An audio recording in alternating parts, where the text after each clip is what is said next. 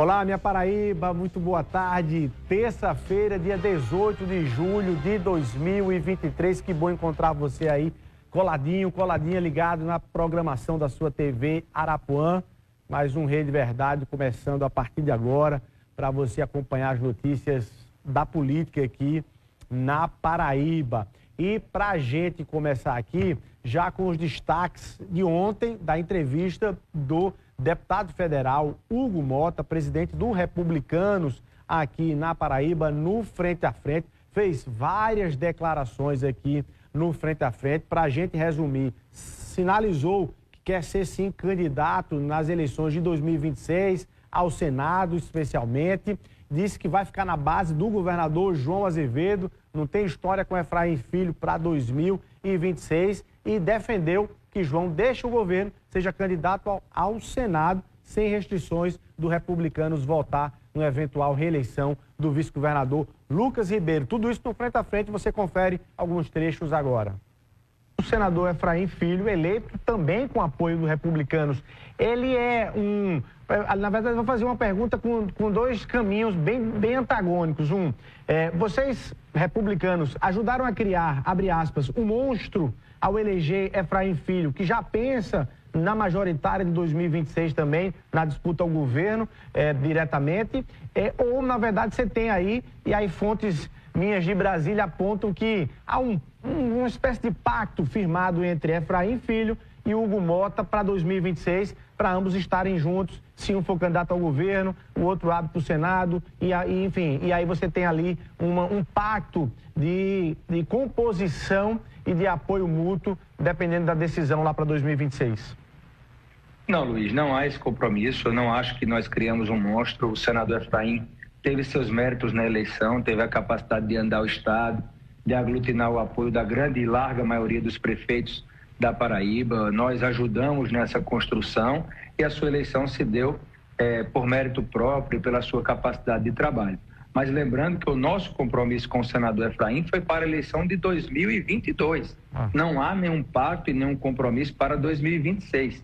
Eu acho que o momento que o senador precisa focar agora é poder corresponder à confiança do povo da Paraíba, fazer um trabalho no Senado, corresponder aos prefeitos com recursos, com ações, com obras, com investimentos, para poder fazer valer a pena o voto que foi dado, a confiança que foi depositada no senador Efraim para estar no Senado Federal. Eu não tenho dúvidas que o senador irá cumprir o seu objetivo nesse sentido. Nós, do Republicanos, estamos aqui para cobrar, para pedir. Nós acreditamos nesse projeto e temos certeza que ele será um senador atuante, um senador que representará bem a Paraíba, mas o nosso compromisso e a nossa sinalização para 2026 é no bloco do governador João Azevedo. Não há nenhum tipo de interesse nosso em sair do bloco que apoiou o governador João Azevedo. Nós temos cada vez mais estados juntos, estados sincronizados. Tenho conversado com o governador, não tenho dúvidas que o governador fará um segundo mandato muito melhor do que o primeiro. A Paraíba hoje tem uma condição de investimento muito melhor do que aquela condição que o governador encontrou o estado lá em 2019. Nós temos hoje uma relação com o governo federal muito melhor do que o governador teve no governo anterior.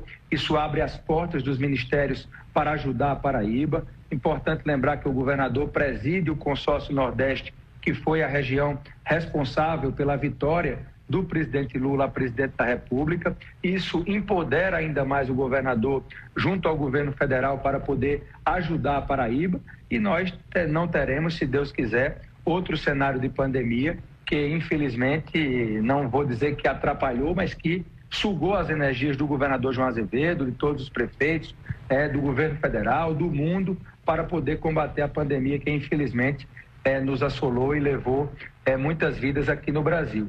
Então, tendo esse cenário, vamos dizer, de maior tranquilidade, de maior estabilidade, eu não tenho dúvidas que, pelo potencial de investimentos do Estado, a Paraíba, o nosso Estado, viverá, nesse segundo mandato do governador, tempos de muito desenvolvimento, de muito crescimento, pela capacidade.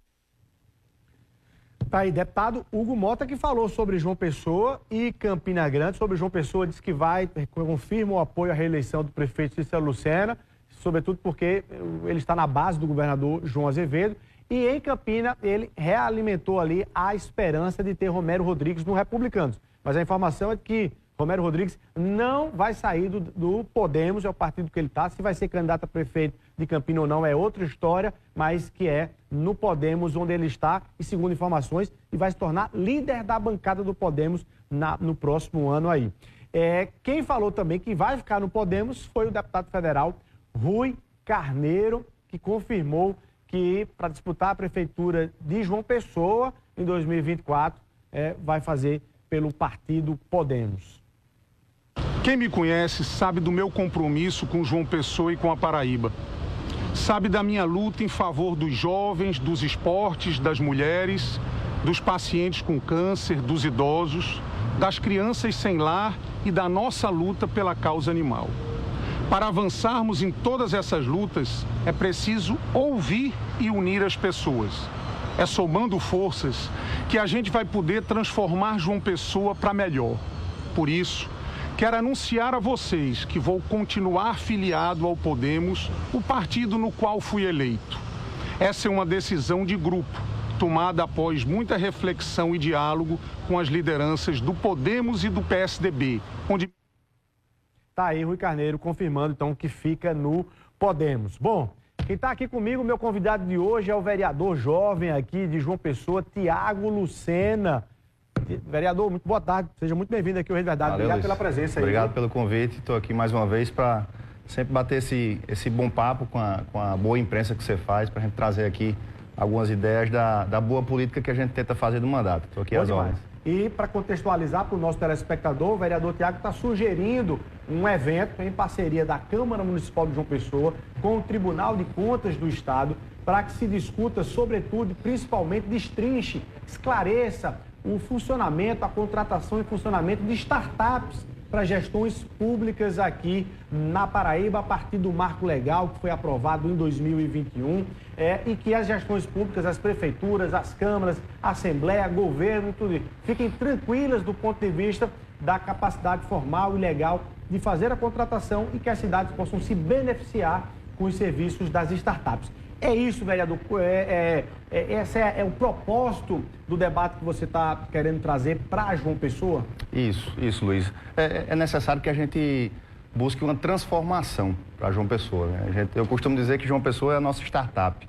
E aí já explico um pouco o que né? Para o nosso telespectador, o que é startup, qual é o cenário dela aqui na Paraíba e João Pessoa? Não, startup ela é uma empresa, né? A gente não pode fugir disso. Mas o marco legal das startups, ele deixou ali dito que a característica de uma startup são empresas que faturam até 16 milhões ao ano e que tenham características inovadoras, que tenham escalabilidade, ou seja, que você pode crescer rápido essa empresa, não somente aqui em João Pessoa, mas a gente tem um país imenso aí, né, que pode ser escalável pelo país todo, talvez pelo mundo, como são várias empresas aí que a gente vê. Sim, que a gente usa aqui e um cara no Japão usa aplicativo, tudo isso. Então isso é um tipo de empresa que é chamada startup. Para prestação de serviço. Prestação de serviço. E o marco legal das startups, como você tocou no ponto, a gente sofreu uma inovação muito grande, sofreu no bom sentido, recentemente em 2021, lá em Brasília, com a instauração do marco legal das startups. O que é isso? É permitir que essas empresas, que hoje elas não têm abertura praticamente nenhuma no poder público, que essas empresas possam ser contratadas pelo poder público, porque o que é que acontece quando uma startup vai trazer serviços à população? A gente tem serviços mais inovadores, a gente tem um ambiente mais fácil de empreender, com menos burocracia. A Prefeitura de João Pessoa está colocando alguns pontos interessantes no serviço à população. A gente pode trazer esses cases para o evento também. Mas aí o intuito principal do evento a gente já tem uma legislação que foi disruptiva, vamos dizer assim, para que a gente possa levar as startups para o poder público. E o que é que falta hoje? É fato que muitos gestores, e eu talvez, se eu fosse gestor, eu teria também esse receio, porque a gente ficou muito tempo através de uma lei sendo regida pela Lei 8666 de licitação, que para todos e congelava muita coisa, congelava muitas possibilidades. E o Marco Legal trouxe, além de tantas outras coisas, um regime especial de licitação. Isso não quer dizer que não vai ter transparência nem legalidade, pelo contrário, tem que ter fiscalização. E aí, falando de fiscalização, por que ir ao Tribunal de Contas? A gente, como Câmara Municipal, tem um papel preponderante para a gente colocar esse tema na sociedade. E os gestores, se o Tribunal de Contas disser assim, pessoal, existe aqui um marco legal das startups, vocês podem fazer dessa forma aqui. É outra coisa. Credibiliza e tranquiliza para o gestor. Não é Tiago, vereador, que está dizendo, não é um palestrante, é um auditor do Tribunal de Contas, é o Ministério Público de Contas, em conjunto com a Câmara, a proposta é essa. E já agradeço aqui a abertura de sempre do presidente Dinho, parceiro, colega, amigo, que topa essas ideias, não somente topa, mas acredita. E fomos lá no Tribunal de Contas para levar essa ideia. Vocês estiveram lá com o presidente do Tribunal de Contas, nominando Diniz, isso. Nessa reunião para discutir exatamente. E aí teve a receptividade do presidente do TCE. Muito boa receptividade, o presidente nominando Diniz. Inclusive curioso com o tema, demais, assim, achei bem interessante como ele ia perguntando cada tema do marco legal. Porque o próprio presidente nominando e o próprio Tribunal de Contas, o presidente Fernando Catão, também todos que passaram por lá, têm um olhar de usufruir a bem do serviço público daquilo que é a ideia de programação, de aplicativo, de tecnologia para o tribunal. Né? O Tribunal de Contas tem uma plataforma de fiscalização que em tempo real ele acompanha as obras do Estado, tudo. Então, assim, o Tribunal de Contas é um órgão que tem iniciativas tecnológicas. E aí juntar a Câmara Municipal com esse papel que a gente tem de levar esse tema para a sociedade, junto com o Tribunal de Contas, e aí não é somente para João Pessoa, a gente quer fazer isso para a região metropolitana, quiçá para outras cidades, Campina Grande, que tem também uma característica interessante nessa parte de inovação, trazer para cá e a gente fazer com que a Paraíba seja transformadora nesse sentido. Então, e aí qual foi o retorno do tribunal? Assim, você já tem data de evento? Não, mas ainda não. A gente vai construir a ideia, tanto o presidente Dinho como o presidente nominando, liberado para a gente ir atrás de trazer alguém de fora também para falar sobre o marco legal. Tem pessoas aqui muito capacitadas, mas também a gente pode trazer outras pessoas de fora para falar sobre esse tema. E aí qual o intuito com isso e a ideia final é que a gente possa... óbvio que isso não vai acontecer de uma hora para outra, não vai acontecer do dia para a noite, mas formar mais gestores, tirar talvez esse receio de contratar com um regime especial de licitação, tendo aí a parceria com o Tribunal de Contas. E eu sou muito otimista com isso, tenho certeza que muitos gestores vão gostar das ideias, porque não tem como não gostar, Luiz. Sim, Quando você traz os exemplos do que uma empresa inovadora pode trazer para o setor público, de melhorar o acesso a você reclamar de algum tributo que não foi pago, a você ter na palma da mão, atendimento na saúde, tudo isso. Então, isso facilita a vida para todos nós. Na verdade, é digitalizar também uma cidade, torná-la smart city, né, do ponto de vista disso. Tem alguns casos e alguns exemplos já bem sucedidos, né? Acho que Recife usa ali, até interessante, uma startup que criou para Recife sensores em alguns veículos que vão identificando buracos na cidade, né? Sim. Não é mais você ligando aí pro rádio para dizer, tem um buraco na rua tal. Na verdade, alguns veículos oficiais que transitam na cidade vão captando e jogando para um banco de dados os locais onde tem buracos que precisam de reparos nas ruas. Eu não sei se eu posso falar, isso que eu conversei recentemente com o secretário de Infraestrutura, Rubens.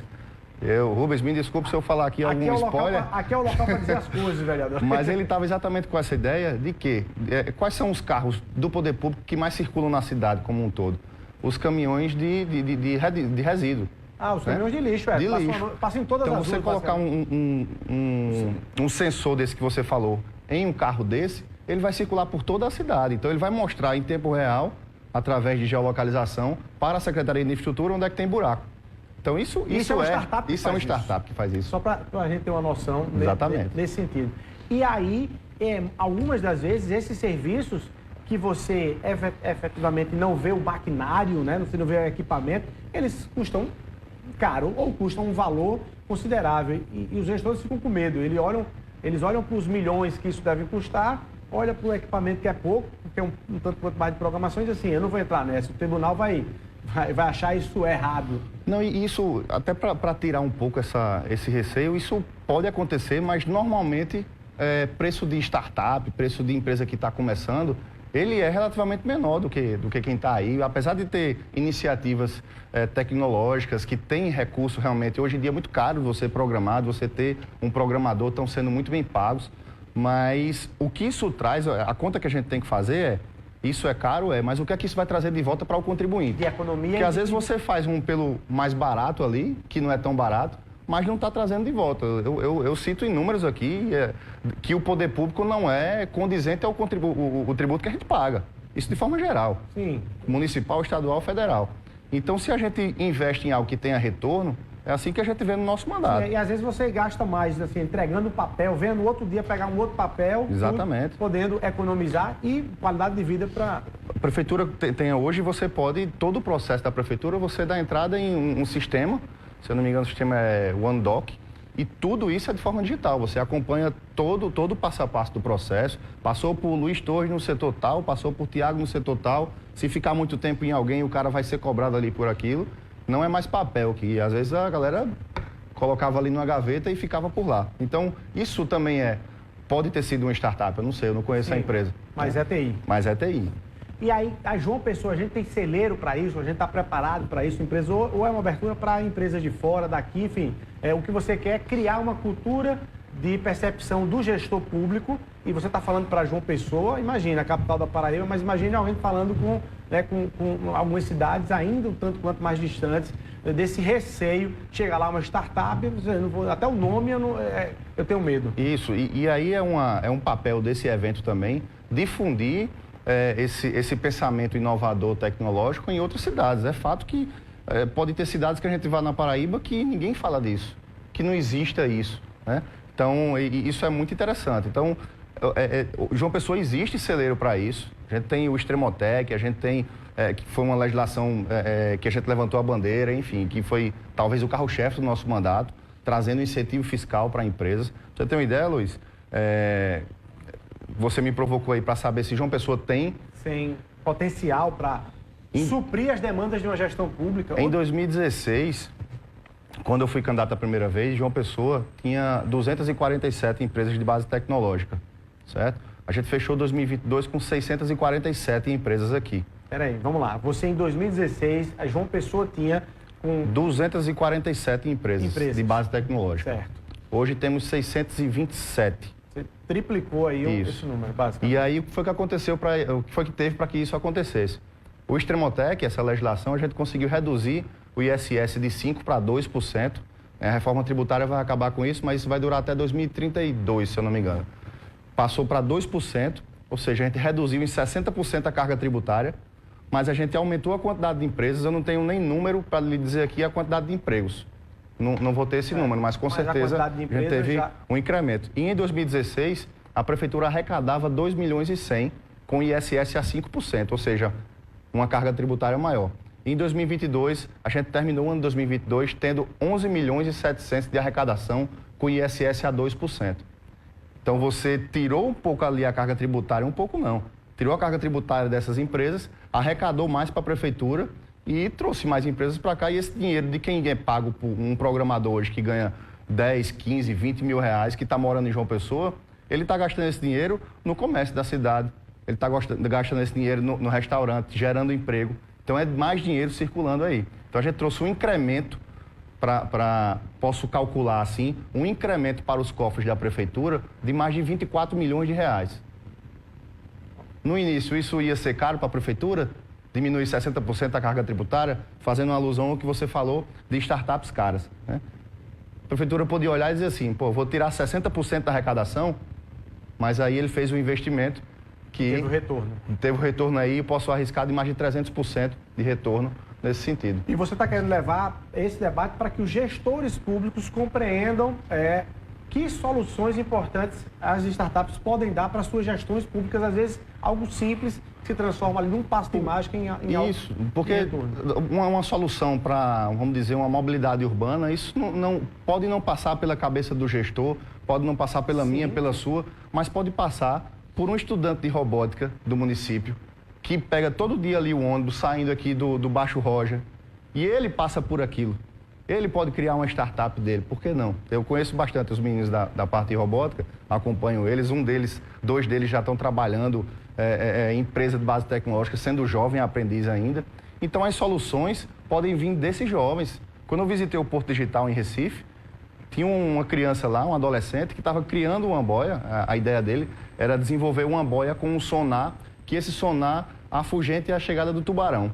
Lá para Recife, extremamente proposital. Né? Você imagina assim, quantas soluções a gente pode trazer para a cidade dessa forma. Então, o marco legal ele vai destravar isso, ele já tem o papel de destravar, já é lei, né, já é lei complementar. E aí, quanto antes cidades como João Pessoa e o estado da Paraíba partindo na frente, a gente vai estar aí despontando no Brasil. Muito bacana. E tem uma obra ali para o centro de João Pessoa, na General Osório, ali perto da Basílica, da Catedral, que é para ser o parque tecnológico, para que as empresas possam ir para lá. É uma iniciativa interessante? Isso, demais. Isso é uma discussão que já vinha tendo há um bom tempo.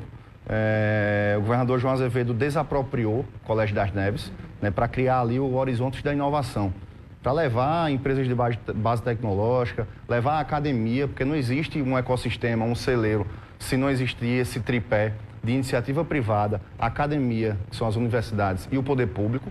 Tem que existir uma interação com esses três atores. E esse Horizonte da Inovação, a ideia é que as universidades possam ir para lá com seus laboratórios, as startups possam ir para lá, o poder público esteja lá, a prefeitura, governo do estado, bancos, porque é um grande problema que a gente tem no país hoje é financiamento para isso também.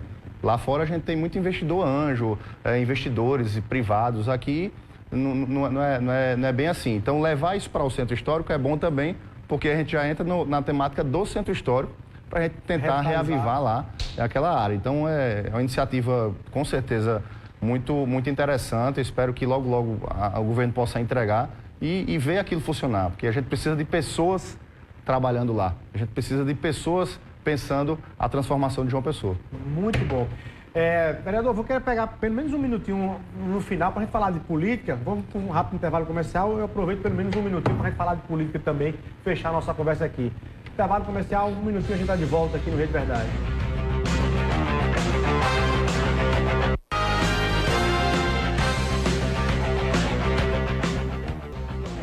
Ok, estamos de volta ao vivo aqui no Rede Verdade, conversando hoje com o vereador de João Pessoa, Tiago Lucena, que no primeiro bloco falou sobre sua proposta de trazer a discussão do marco legal das startups para que gestores públicos possam ter clareza e tranquilidade e segurança de contratar empresas que podem dar soluções muito fáceis para problemas do dia a dia de suas cidades. Ele quer fazer isso em parceria com o Tribunal de Contas do Estado, para que o TCE possa ali carimbar do ponto de vista da legalidade daquilo que pode ser feito dentro desse setor.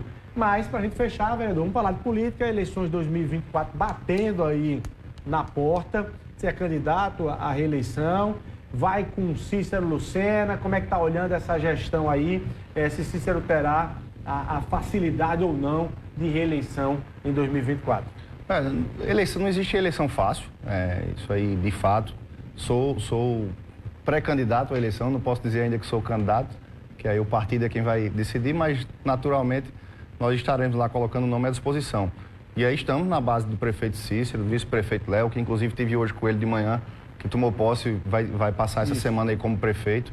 Defendo, inclusive, eu não tenho nada a ver com o acordo político que foi feito com o governo do estado, mas eu defendo, se me perguntarem, defendo a permanência do vice-prefeito Léo na chapa para que a gente possa continuar essa gestão. E é isso, acho que não existe eleição fácil, obviamente. Você acredita na manutenção da relação do PSB, do governador João com Cícero? Há insinuações de um lado do outro, pode ter candidatura própria, não? Qual é a sua leitura? Não, eu acredito.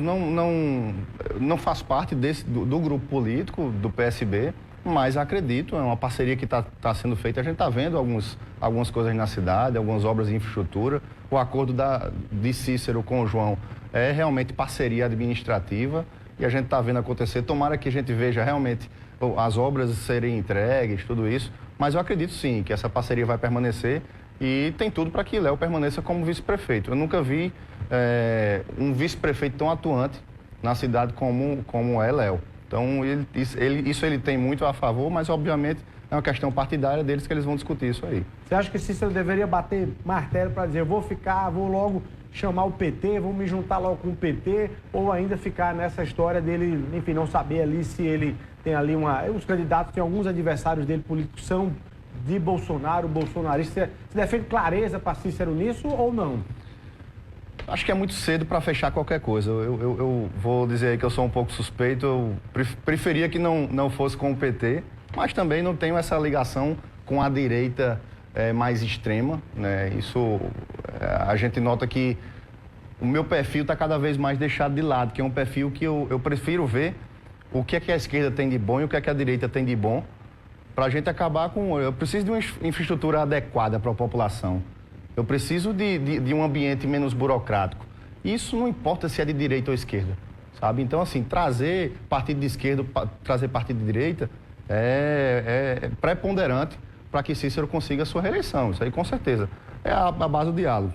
A política, não existe política sem articulação, não existe política com sentar na mesa e apertar a mão para que a gente não possa ver lá na frente traições. Mas, enfim, acho que tanto direita, esquerda como centro, Cícero tem que buscar, sim, ele está vendo a sua reeleição.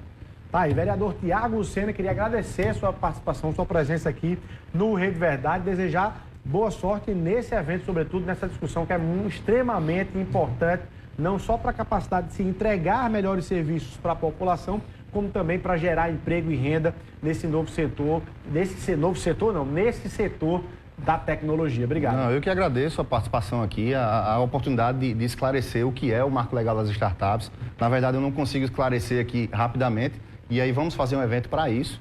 Né? Agradecer também ao presidente da Câmara, Dinho, por topar isso aí, presidente Dominando Diniz. E agradecer, Luiz. Sinta-se convidado para estar lá para acompanhar. Vou lá, ver se eu entendo pelo menos metade do assunto. Muito obrigado. Vamos lá. A gente vai ficando por aqui. É você o nosso abraço. Muito obrigado pelo carinho da sua audiência. Até amanhã, se Deus quiser.